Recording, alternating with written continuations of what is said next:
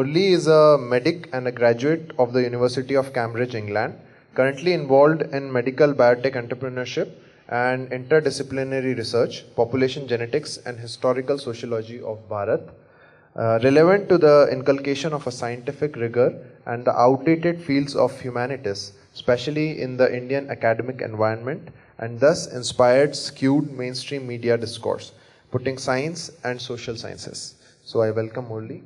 Good morning, everybody. I'll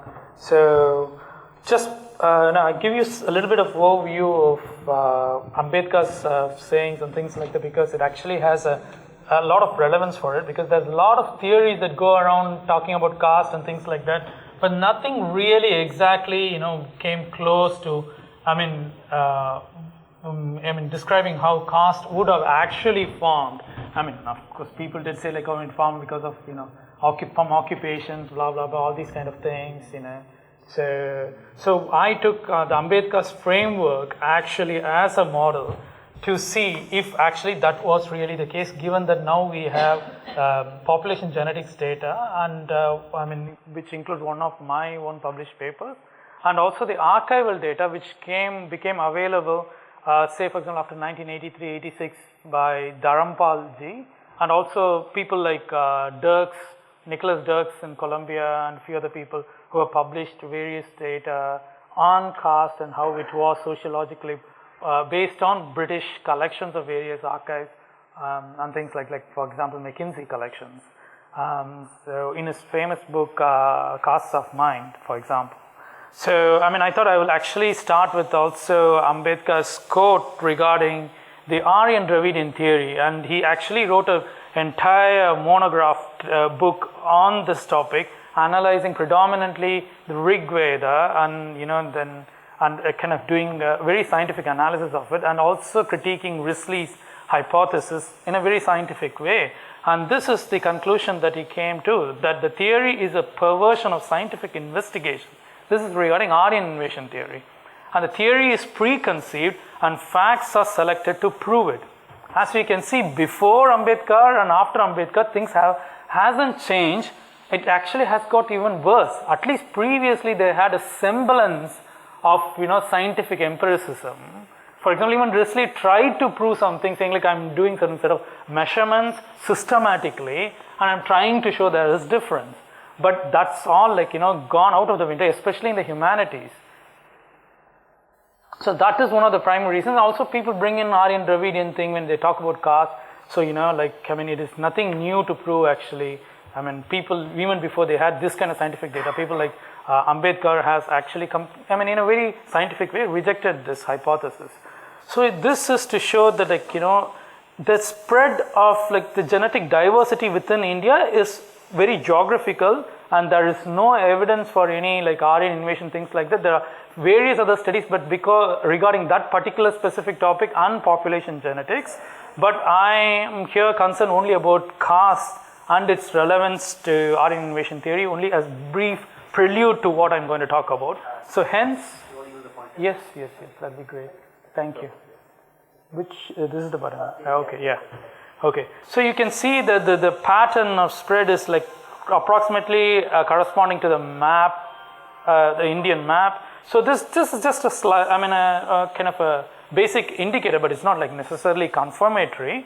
But there are other things which actually show that there are no different races that actually came into the country and things like that.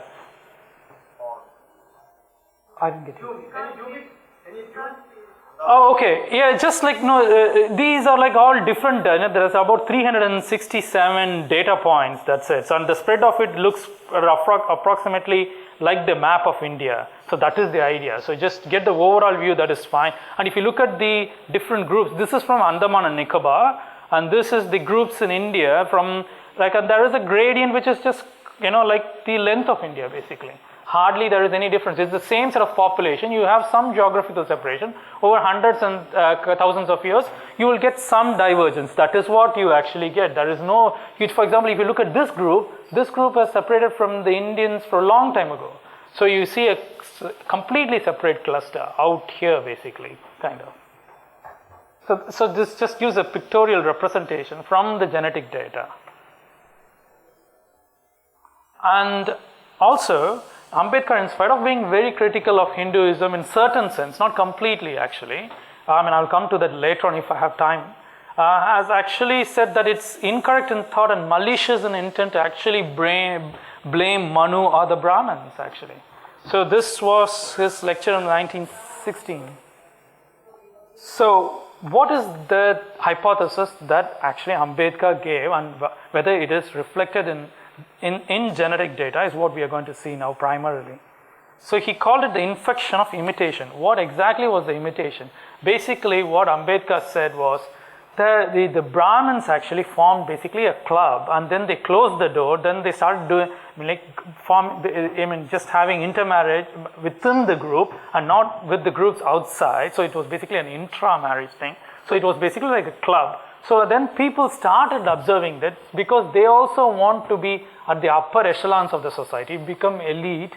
They're aspirational classes. They started imitating the Brahmins, and that's how the caste should have formed. So that is basically the hypothesis. That's why it's called the infection of imitation, basically. So if Ambedkar's hypothesis was the case, what we would do is the genetic contribution of the present day Brahmins, because now they are separated into caste by birth groups, basically endogamous groups. So this has happened over a few hundred years. We haven't seen the data yet. So we will assume that it's just happened for the last few hundred years. So there's some divergence in the genetic makeup of the different caste groups has happened. If that is the case, and the Brahmins have closed themselves up into a club, what we would see would actually be that the genetic component from the Brahmins into the other communities would be the first to actually, close off. That is, the mixing from the Brahmins to the non-Brahmins would be the first thing to actually stop. And so that should be the case if the hypothesis was right. Then the imitation, and also the Brahmins should be very similar to each other because they form a club, but then they need to have a sufficient amount of population, so they will be intermarrying amongst themselves, so there should be no differences. And then they should have at least the lower castes, or the so-called the Shudras or the Dalits, should be the most different from the Brahmins, because they were the first people to have been excluded by the Brahmins and then by the rest of the community, which forms this club imitating the Brahmins. And there will be a gradual decrease in this admixture, because people first look at Brahmins and then they start imitating it. The spread of this fashion would take time, especially in a huge geography like India. So you would see a gradual decrease in the mixing of the genes because people are stopping intermarriage. So this is what we will be seeing, we should be seeing if this hypothesis was right. But if you look at the data, okay, these are numbers, but I will explain it because it's not at all clear even for me from here. What you see is actually there are people previously said there was Aryans and the Dravidians, but if you look at in the data, there are 4 different groups which are corresponding to the geography of India. So the diversity has all happened within India. So even that is fixed, so there is no external groups coming in. So when they have diverged, and the divergence has happened a long time ago, but they were still mixing. So you can see different components having contributions to all different caste groups. And in fact, the SC community in South India called the Pallar community is the closest to the Gujarati Brahmin, the Tamil Iyer and the Marathas, and also supposedly, the lower caste are supposed to be having this ASI component. These are just nomenclatures. Doesn't mean actually it is South Indian or Dravidian or anything like that. This is just geographical location of predominantly of this set of genes. But all these groups are present in all these different caste groups. So within that, you try to actually classify them having, based on the proportion of these different 4 groups, the caste groups. When you look at it, the SC community is the closest to actually Gujarati Brahmin and Iyer and all these things. So there is actually no genetic difference at all. So, and also if you look at it, but when when intermarriage is stopped, the contribution from the groups which are predominantly in the geographical south and which is considered to be predominant in the lower caste groups is the one which actually stops mixing first with the Brahmin groups. So it actually looks like it's the other way around. And also, the Brahmins seems to have been excluded. Not, for example, recently I was in Bangalore and I was traveling in this UP Marwadi's taxi, and he was a taxi driver. He was settled in Tamil Nadu 250 years ago. Around like 2 generations ago, they moved to Bangalore. And he said, like, I just asked about, Jain Marwadis. Do you guys actually intermarry with Jain Marwadis? He said, like, no, they are like SCs. And I was a bit shocked. I thought he was going to say something inferior about them. But what he said was, they are like SCs, that they don't actually come out and marry with us. They keep to themselves. So this is his definition of what a scheduled caste community is. So this is actually really funny. So it looks like historically, actually, that seems to be the case. You can learn so much from just a taxi driver. So, and also you will see, if you look at the Manipuri Brahmins, they're just like local population there. And then also there is a small amount of difference if you look at, like, the generation. These numbers of generations before present. You will see that in the central and the eastern part, there is like approximately like 10 to 20 generations difference. But most of the time, all the numbers, generations before present, actually, it kind of has a uniform stop. So it's in a narrow band, which shows that it also started abruptly. So why would some change happen so abruptly? And it also looks like predominantly it's the non-Brahmins who seem to have actually closed themselves off to the Brahmins.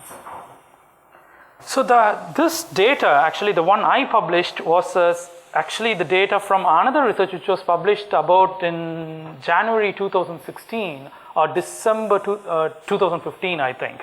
Yeah, in Proceedings of National Academy of Sciences of the USA, which was covered in the newspapers, and you would have heard that caste started during, the caste by birth, that is endogamy, started during Gupta era.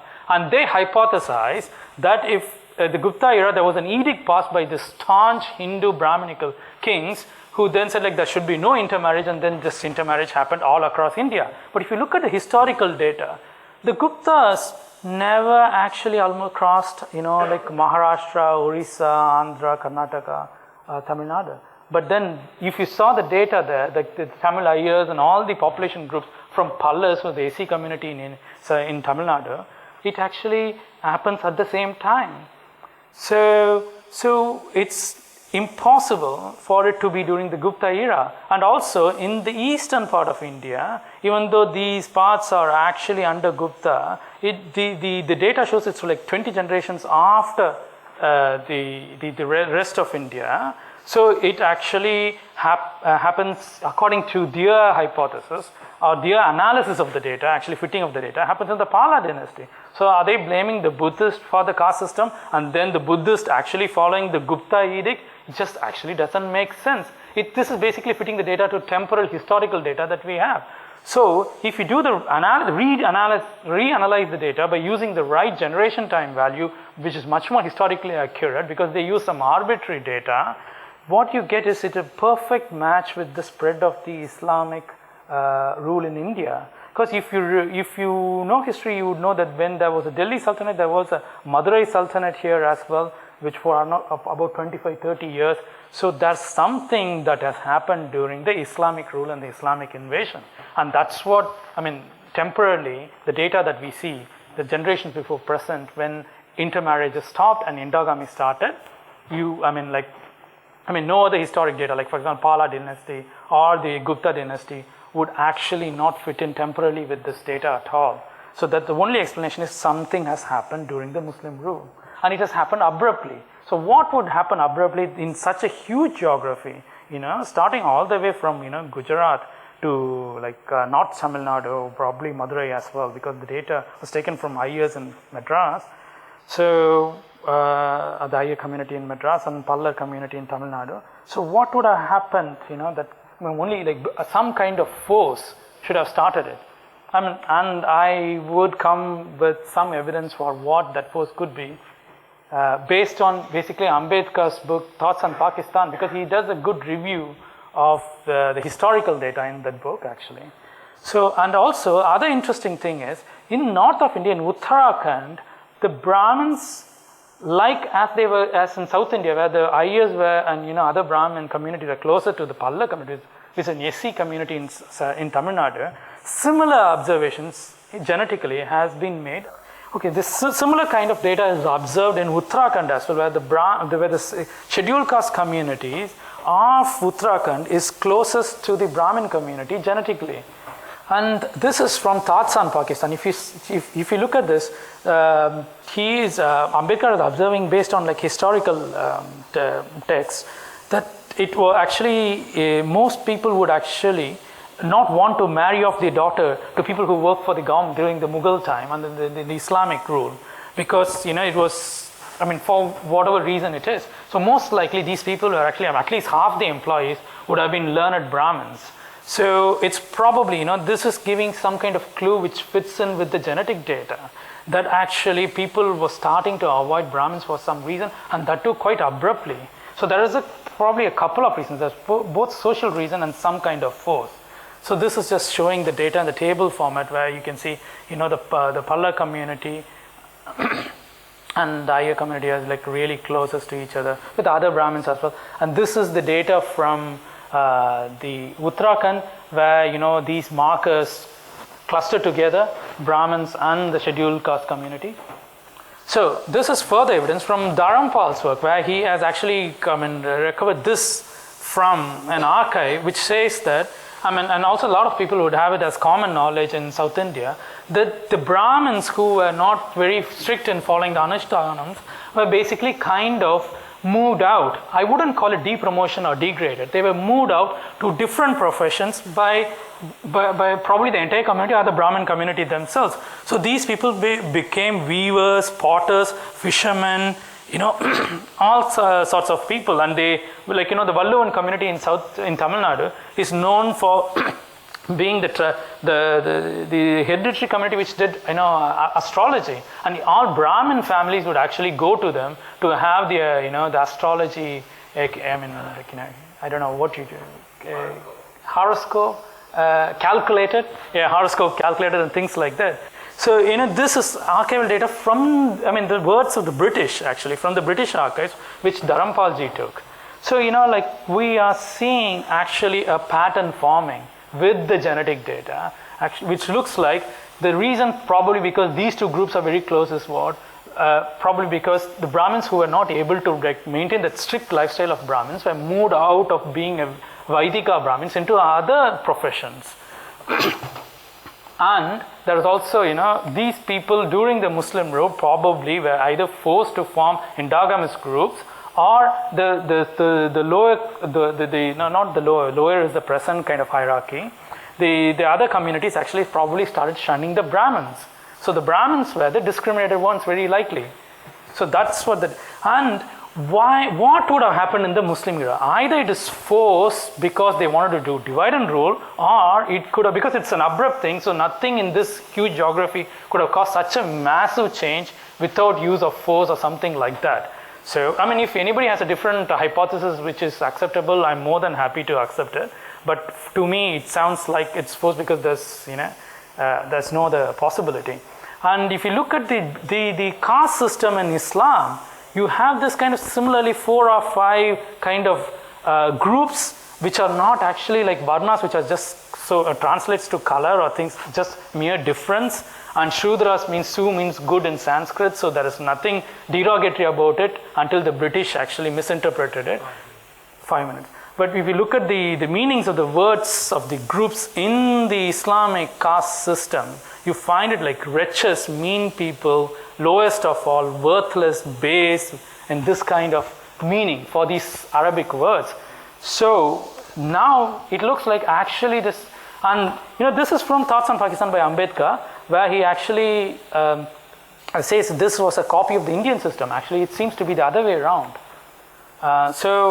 And there are evidences for the Persians and Arabs being very racist from Rumi's poetry, which calls the Indians like black satin, blah, blah, blah, all kind of racist, really skin color based, nasty words. And the genetic evidence, as I showed to you, actually contradicts Ambedkar's hypothesis. This is not to criticize Ambedkar, because Ambedkar did an amazing job, as you would have seen from the quotes initially I showed, but he didn't have genetic data or the British archival data, so we can't blame him. So if he had this data, if he had this data, imagine what he would have actually said. So I think, so I'll just, because genetics was my core topic for this talk, I'll just like actually quickly, so, and also Macaulay says actually, I mean, there is this thing which goes around in WhatsApp which is not right, as Elst has pointed out in one of his articles actually on his blog, but actually he has said actually equally nasty things which we all know about, you know, Sanskrit language being less valuable, but at the same time he talks really highly of the Indian civilization being 10 times better than the Spanish civilization, blah, blah, blah. So he actually exhibits some kind of schizophrenic tendency. So this is a duplicity. So he was actually in awe of Indian civilization, as he writes in the introductory paragraphs when he writes about Lord Clive. There was a monograph which he wrote in the 1830s and published in 1840. So this is just data from like the students in the Hindu schools before Macaulay introduced the English education system, or the Macaulay camp introduced the English education system. So you can see it's all full of, you know, non-Brahmins and Sudra community in different parts, and you see, and you know, as it comes south, the Sudra proportions actually increases, and in Tamil Nadu they are the highest. So, you know, but where the problem of actually Aryan Dravidian theory and all these atrocity things, politics is highest, is actually the opposite. There was hardly any discrimination. This is the schooling system, Hindu schooling system before the English education came in. So people would know about this. This is just the pictorial representation of Dharampal's the data which Dharampal collected from the British archives. And this is the landowning. So this is the number of girls versus in 1822 and 1884 in Malabar, when the population at the same time has doubled amongst Muslims. So every community by the British have been like really affected and made regressive. So this is kind of auxiliary evidence which shows that caste discrimination, untouchability, like, you know, women suppression, Muslim community also came after the British. So this is, the same thing that I just like mentioned. Yeah. And Marx had very racist comments to make actually, and the Marxists are still very racist, of course. So, and this, you know, conversion to Islam or Christianity will denationalize the depressed classes. These are the words of Dr. Ambedkar. And as you can see, communism, you know, Islam and Christianity, what damage they have done in terms of creating caste and then creating casteism and untouchability. I don't have to justify it any further beyond the genetic data. To help me, you can do two things. You can go to the subscribe button on my YouTube and subscribe. We need more subscribers there. Secondly, I get lots of emails on people saying, how do we donate? How can we help you? You go to rajivmalhotra.com or you go to infinityfoundation.com and you can hit the donate button. You can donate in dollars. There are different ways mentioned. If you want to donate in rupees, there is a column called Infinity Foundation India, and you click that and there are instructions on how you can donate in India.